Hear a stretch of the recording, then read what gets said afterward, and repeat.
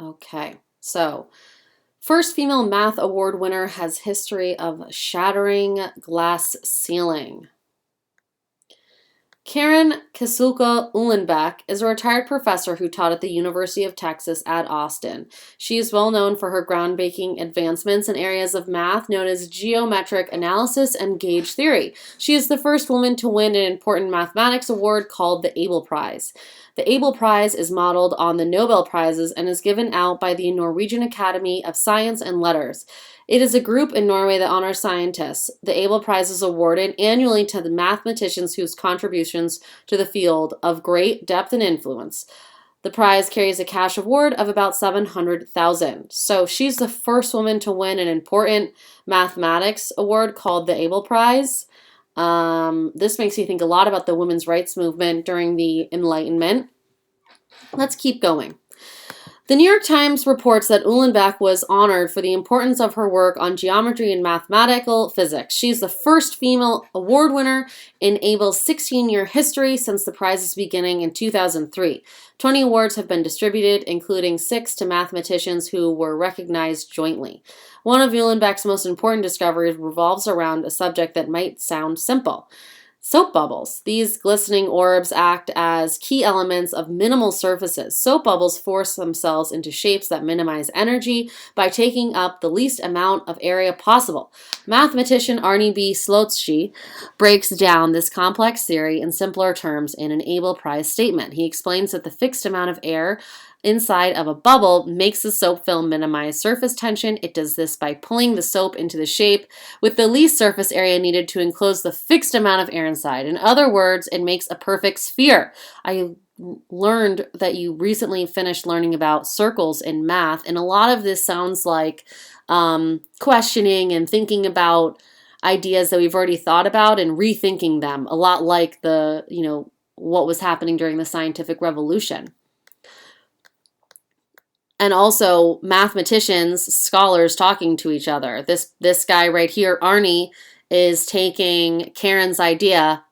So another idea, sharing of ideas, building on each other's ideas. Okay, I'm going to keep going. Helping scientists studying electrical fields. Oh my gosh, we're going to help other scientists? Wow, didn't my chef just mention that? Okay, sorry, I'm back on track. Uhlenbeck's research on soap bubbles was conducted during the late 1970s and early 80s.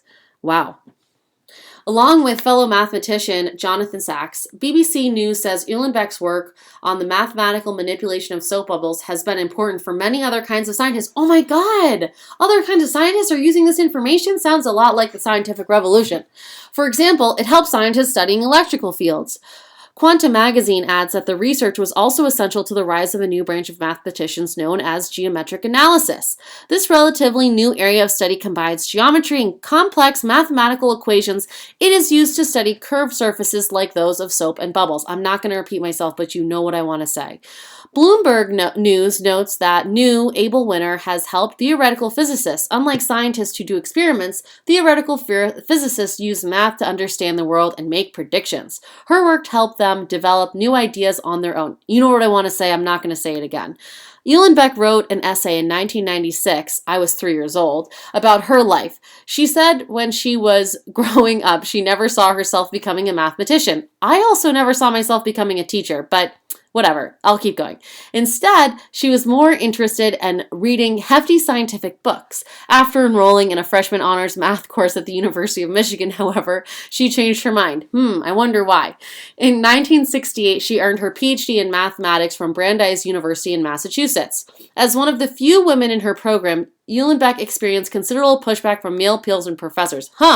Sounds a lot like something related to the women's rights movement during the Enlightenment. Okay, keep going. We were told that we couldn't do math because we were women, she wrote in the 1996 essay. I like doing what I wasn't supposed to do. It was kind of like a rebellion, she wrote. I feel like Uhlenbeck and Voltaire would really get along here. I don't know about you, but that's what I think. Underestimated as, quote, just a wife, Uhlenbeck worked at several universities across the country but felt discouraged. Quanta points out that Uhlenbeck's then-husband, biophysicist Olke C. Uhlenbeck was employed by the same institutions that often cause people to underestimate her, seeing her as just a wife rather than a mathematician with her own ideas.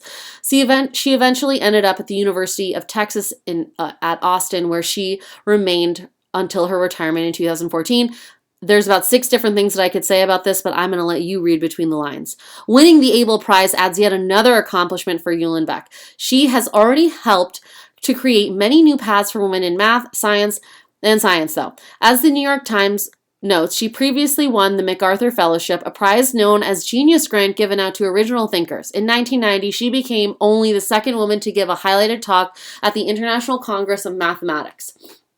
According to a UT Austin press release, Uhlenbeck has also spearheaded several outreach and teaching campaigns aimed at supporting women in mathematics. Oh my gosh, I feel like her and Mary Wollstonecraft would be BFFs, and other feminists and women's rights movement advocates of the Enlightenment era.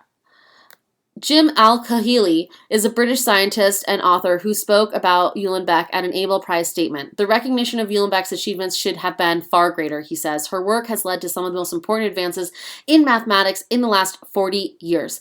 I rest my case. Now go forth.